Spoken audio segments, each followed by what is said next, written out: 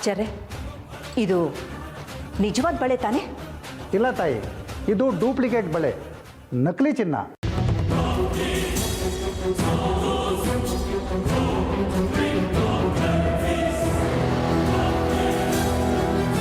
ಮೊದಲು ನಾನು ಪರೀಕ್ಷೆ ಮಾಡಿದ್ನಲ್ಲ, ಇದು ಅಸಲಿ ಬಳೆ.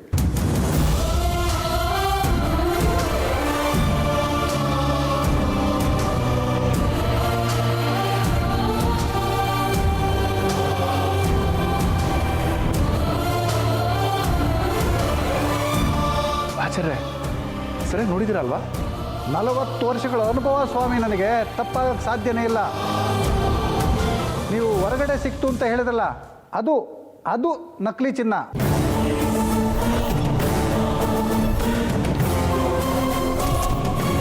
ಮೊದಲು ನಾನು ಪರೀಕ್ಷೆ ಮಾಡಿದೆ ನೋಡಿ, ಈ ಬಳೆ ಇದು ಅಸಲಿ, ಸಂಶಯನೇ ಬೇಡ. ನಾನು ಬರ್ತೀನಿ. ಆಚಾರ್ಯ, ನಿಮ್ಮಿಂದ ಬಹಳ ಉಪಕಾರ ಆಯಿತು. ರುದ್ರ, ಅವ್ರನ್ನ ಕಳಿಸ್ಕೊಡ್ ಪಾಪ. ಬನ್ನಿ.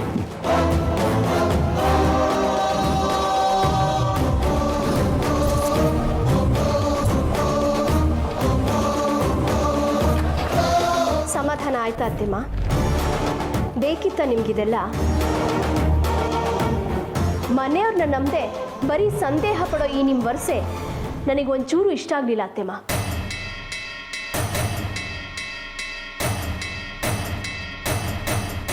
ನಿಮಗೆ ಅಮೃತನ್ ಕಂಡ್ರೆ ಇಷ್ಟ ಇಲ್ಲ ಅಂತ ಗೊತ್ತು. ಆ ಜಾಗಕ್ಕೆ ನೀವು ಬೇರೆಯವ್ರನ್ನ ತರಬೇಕು ಅಂತಿದ್ರಿ, ಅದು ಗೊತ್ತು.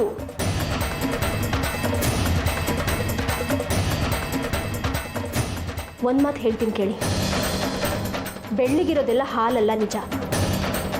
ಹಾಗಂತ ಹಾಲಿನ ಹಾಗಿರೋದೆಲ್ಲನೂ ವಿಷ ಅಲ್ವಲ್ಲ ಅತ್ತೆಮ್ಮ.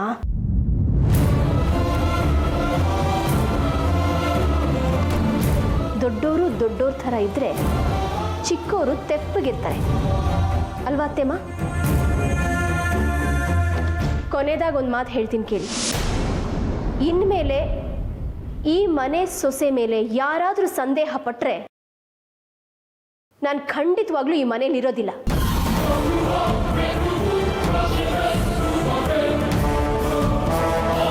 ಹೇಳಿದ್ದೀನಿ, ಎಲ್ಲರೂ ಕೇಳಿಸ್ಕೊಳ್ಳಿ.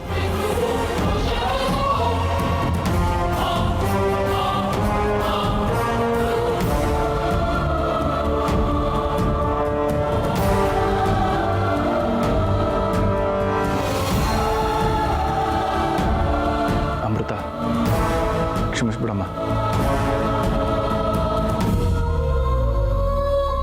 ಮನೆ ಸೊಸೆ ಮೇಲೆ ಅನುಮಾನ ಪಟ್ಟು ದೊಡ್ಡ ತಪ್ಪು ಮಾಡಿಬಿಟ್ವಿ. ಆದರೆ ಏನು ಮಾಡೋದು, ಸಂದರ್ಭ ಆಗಿತ್ತು. ಎಲ್ಲ ಸಾಕ್ಷಿಗಳು ನಿನ್ನ ವಿರುದ್ಧನೇ ಇದ್ವು. ಚೇಚೆ, ಹಾಗೆ ಅನ್ಕೋತೀರ ಮಾವ? ನಿಮ್ಮ ಜಾಗದಲ್ಲಿ ನಾನೇ ಇದ್ದಿದ್ರು ಹಾಗೆ ನಡ್ಕೋತಿದ್ದೆ. ಇಂಥದ್ದೆಲ್ಲ ಆಗುತ್ತೆ. ಸಂದರ್ಭ ಎಂಥವ್ರ ಹತ್ರನೂ ಏನೇನೋ ಮಾಡಿಸ್ಬಿಡತ್ತೆ. ಹೇಗೂ ಸತ್ಯ ಏನು ಅಂತ ಗೊತ್ತಾಯ್ತಲ್ಲ, ನಂದು ತಪ್ಪಿಲ್ಲ ಅಂತ ಎಲ್ರಿಗೂ ಗೊತ್ತಾಯ್ತಲ್ಲ, ಅಷ್ಟು ಸಾಕು.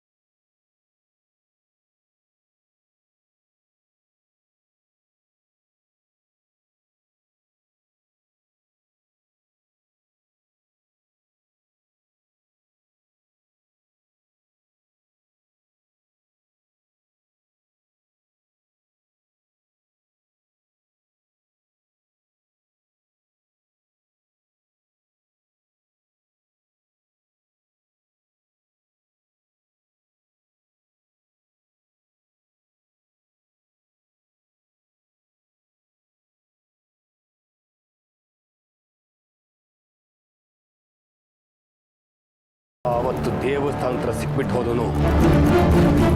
ಮತ್ತೆ ಪತ್ತೆನೇ ಇಲ್ಲಿ ಬಂದ. ಅವತ್ತೆಲ್ಲ ಒಗಟೊಗಟಾಗಿ ಮಾತಾಡಿ ಹೋದ. ಆದ್ರೆ ಅವನು ನನ್ನ ಬೆನ್ನ ಹಿಂದೆ ಏನೋ ಕೂತಂತ್ರ ನಡೆಸ್ತಿರೋದಂತೂ ನಿಜ. ಅದೇನು ಅಂತ ಪತ್ತೆ ಮಾಡೋಣ.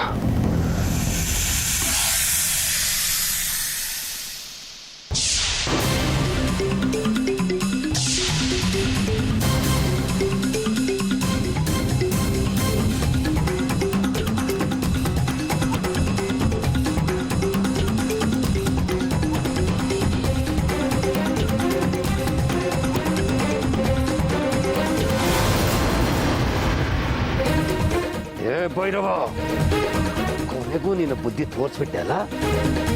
ಈ ಕೌನಿಷ್ಕನಿಗೆ ಗೊತ್ತಾಗದ ಹಾಗೆ ವಿಶೇಷವಾದ ಪೂಜೆ ಕೂತಿದ್ಯಾ?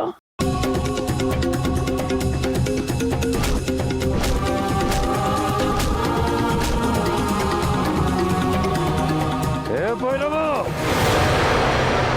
ನೀನು ಇಷ್ಟು ದಿನ ನೋಡಿದ ಕಾನಿಷ್ಕನೇ ಬೇರೆ, ಇನ್ನು ಮುಂದೆ ನೋಡೋ ಕಾನಿಷ್ಕನೇ ಬೇರೆ.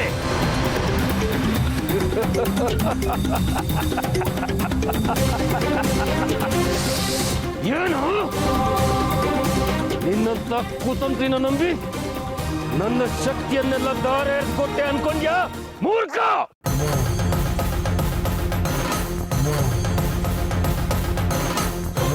ನಾವು ನಾಗಲೋಕದವರು, ಅಷ್ಟು ಸುಲಭವಾಗಿ ನಮ್ಮನ್ನೇ ನಾವು ನಂಬಲ್ಲ. ಅಂಥದ್ರಲ್ಲಿ ಬೇರೆಯವ್ರು ನಂಬ್ತೀವಾ? ಭೈರವ, ನೀನ್ ಹೀಗೆ ಏನೇ ಆಟ ಆಡಿದ್ರು ನನಗೆ ಗೊತ್ತಾಗ್ಲಿ ಅಂತ ನನ್ನ ಶಕ್ತಿನ ನಿನಗೆ ದಾರಿ ಕೊಟ್ಟಿದ್ ಕಣೋ. ನೀನ್ ಏನೇ ಮಾಡಿದ್ರು ನನಗೆ ಗೊತ್ತಾಗುತ್ತೆ, ಅದರ ಸೂಚನೆ ನನಗೆ ಬರುತ್ತೆ. ನೋಡ್ತಿರೋ, ನೀನು ನನ್ನ ಕಣ್ತಪ್ಪಿ ಏನು ಮಾಡಕ್ಕಾಗಲ್ಲ. ನೀನೇನೇ ಮಾಡಿದ್ರು ಎಲ್ಲಾ ಸೂಚನೆ ನನಗೆ ಸಿಕ್ಕೇ ಸಿಗುತ್ತೆ. ಭೈರವ, ನನಗೆ ಗೊತ್ತು ನಿನಗೆ ನಾಗಮಣಿಯ ಬಗ್ಗೆ ಏನೋ ಒಂದು ಸುಳಿವು ಸಿಕ್ಕಿದೆ ಅಂತ. ಆ ಸುಳಿವು ಏನು ಅಂತ ನನಗೆ ಗೊತ್ತಾಗಬೇಕು. ಗೊತ್ತು ಮಾಡ್ಕೊತೀನಿ.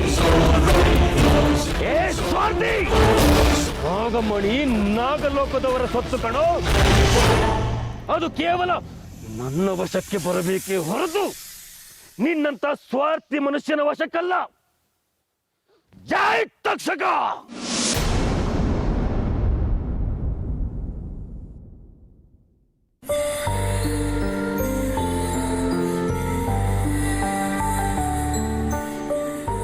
ಅಮೃತ ಯಾಕೆ ಈ ರೀತಿ ಕೂತಿದ್ದಾರೆ? ಛೇ, ಆ ಬಳೆ ಇನ್ಸಿಡೆಂಟು ಅವ್ರ ಮನಸ್ಸಿಗೆ ತುಂಬ ಬೇಜಾರು ಮಾಡಿದೆ ಅನಿಸುತ್ತೆ. ಹೋಗಿ ಸ್ವಲ್ಪ ಸಮಾಧಾನ ಮಾಡೋಣ.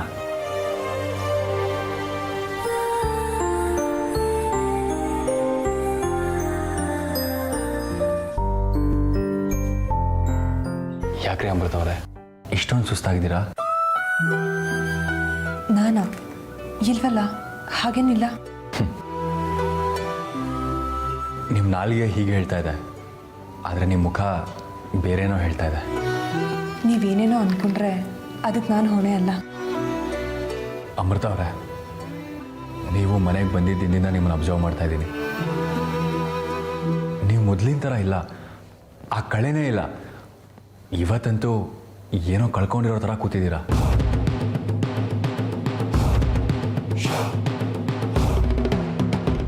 ಈ ಪರಿಸ್ಥಿತಿಯಲ್ಲಿ ನೀನು ಅವರನ್ನ ಕಾಪಾಡಬೇಕು ಅಂದ್ರೆ ನೀನು ನಿನ್ನ ಎಲ್ಲ ಶಕ್ತಿಗಳನ್ನು ಕಳ್ಕೋಬೇಕಾಗುತ್ತೆ. ಜಾಗ್ರತೆ ಅಮೃತ, ಜಾಗ್ರತೆ. ನೀನೀಗ ನಿನ್ನ ಶಕ್ತಿಗಳನ್ನು ವ್ಯಯ ಮಾಡಿಕೊಂಡ್ರೆ ಮುಂದೆ ಅದನ್ನು ಮರಳಿ ಪಡೆಯುವವರೆಗೂ ನೀನು ಸಾಮಾನ್ಯ ಮನುಷ್ಯರ ತರ ಆಗಿರ್ತೀಯ.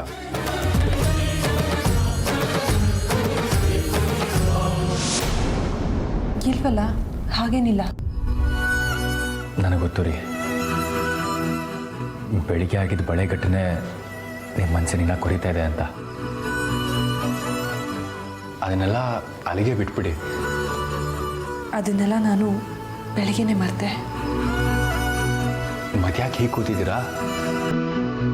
ನನ್ನ ಮೇಲೆ ಏನಾದರೂ ಬೇಜಾರಾ, ಅಥವಾ ನಿಮ್ಮ ತಂದೆ ತಾಯಿ ನೆನಪಾಗ್ತಾ ಇದ್ದಾರಾ?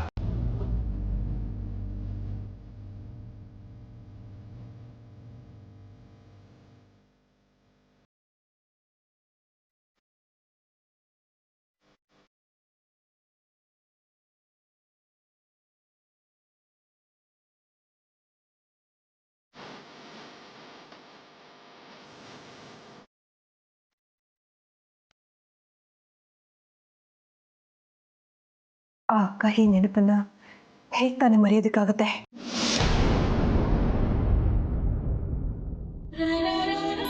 ರೀ ಅಮೃತ ಅವರೇ, ಈ ಹುಡುಗಿರ ಮನಸ್ಸು ನಂಗೆ ಚೆನ್ನಾಗಿ ಅರ್ಥ ಆಗುತ್ತೆ. ತವ್ರ ಮನೆ ಬಿಟ್ಟು ಗಂಡನ ಮನೆಗೆ ಬಂದಿರ್ತಾರೆ. ಇಲ್ಲಿ ಈ ರೀತಿಯೆಲ್ಲ ಆಗೋದು ಸಹಜ. ನಿಮ್ಮ ನೋವು ಏನೇ ಇದ್ರೂ ನನ್ನ ಹತ್ರ ಹೇಳ್ಕೊಳ್ಳಿ.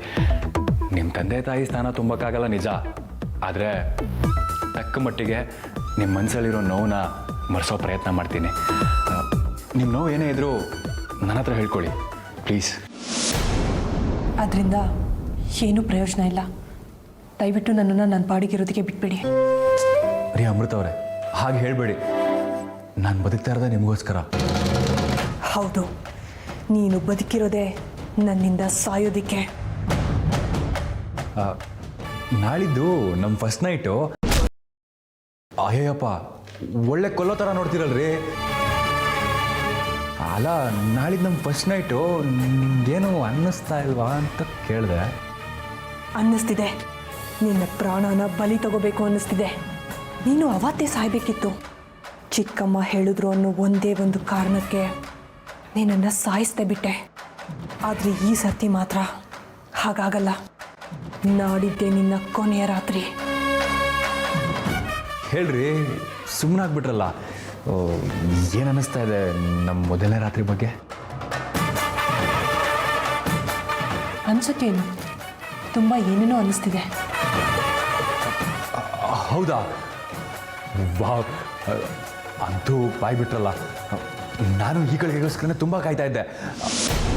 ಆದರೆ ಪ್ರಾಮಿಸ್ ಮಾಡಿ ಈ ಸತಿ ಸತಾಯಿಸಲ್ಲ ತಾನೆ?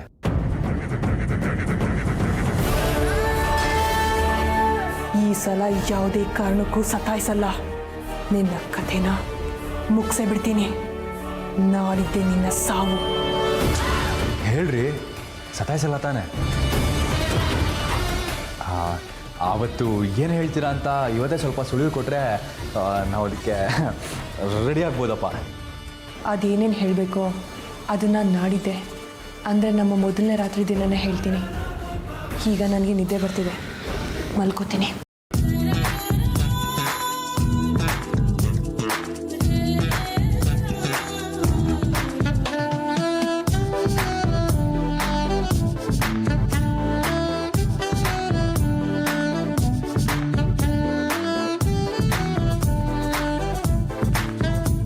ವಾವ್, ಆ ದಿನಕ್ಕೆ ಅದೆಷ್ಟು ತಪಸ್ಸು ಮಾಡಿದ್ದೆ ಗೊತ್ತಾ?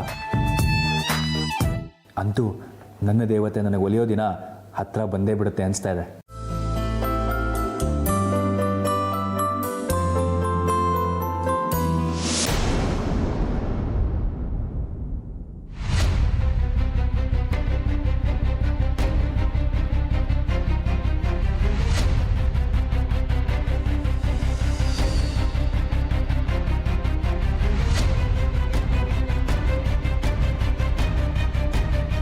ಇನ್ನೂ ಯಾರೂ ಎದ್ದಿಲ್ಲ ಅನ್ಸುತ್ತೆ. ಯಾರಾದರೂ ನೋಡೋದಕ್ಕಿಂತ ಮುಂಚೆ ನಾನು ಇಲ್ಲಿಂದ ಹೊರಡಬೇಕು. ಅಪ್ಪಿ ತಪ್ಪಿ ಯಾರ ಕಣ್ಣಿಗಾದರೂ ಬಿದ್ದರೆ ಎಲ್ಲಿ, ಯಾಕೆ, ಏನು ಅಂತ 108 ಪ್ರಶ್ನೆಗೆಲ್ಲ ಕೇಳ್ತಾರೆ.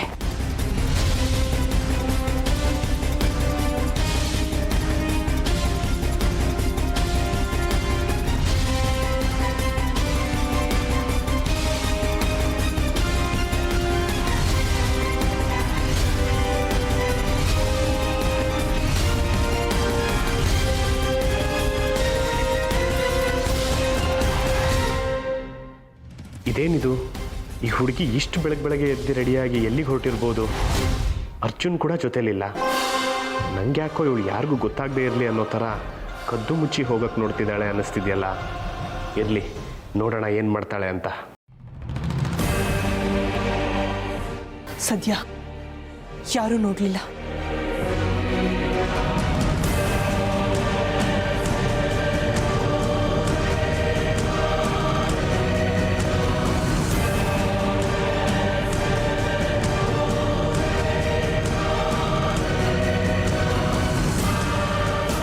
ಇವಳು ಹೋಗೋದು ನೋಡ್ತಿದ್ರೆ ಮನೇಲಿ ಇವಳು ಹೊರಗೋಗ್ತಿರೋ ವಿಚಾರ ಯಾರಿಗೂ ಗೊತ್ತಿಲ್ಲ ಅನಿಸುತ್ತೆ.